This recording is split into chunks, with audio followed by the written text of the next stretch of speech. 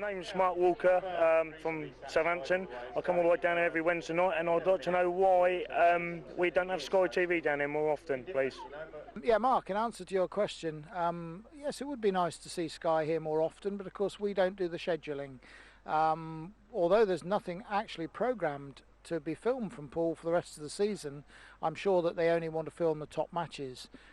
With Poole likely to qualify for the playoffs, I'm sure we're likely to see Sky here on at least 2, maybe 3 more occasions.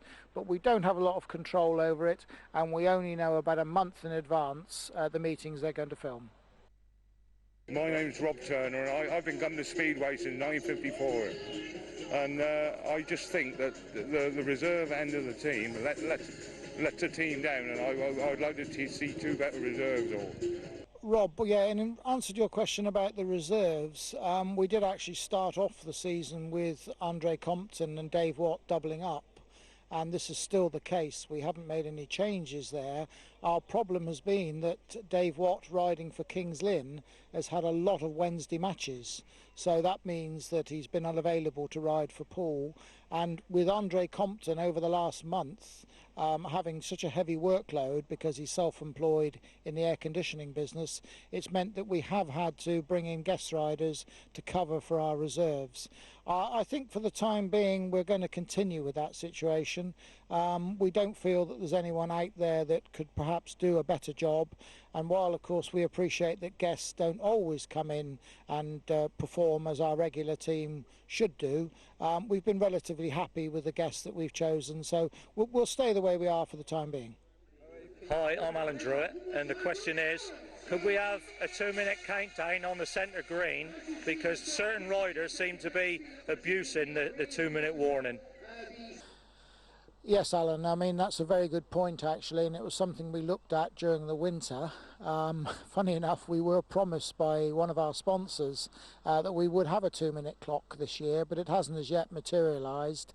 It's something we'd love to have. It's quite an expensive commodity, but yes, I think it probably would add to the presentation, although you must appreciate that perhaps for the whole crowd to get involved, it must at least be a 2-sided clock so that the whole stadium could in fact see the countdown, if you like, to the 2 minutes.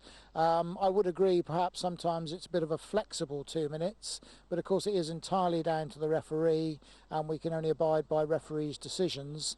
Even if maybe we had a clock and it did say 0, it would still be up to the referee to press that exclusion button. Well, once again, our thanks go to our promoters here at Poole, in particular Mike there, for answering those questions, of course, and doing so in such a frank and honest way. Our appreciation, of course, goes to Matt and Mike in taking part in this video box feature. Without them, it wouldn't be possible.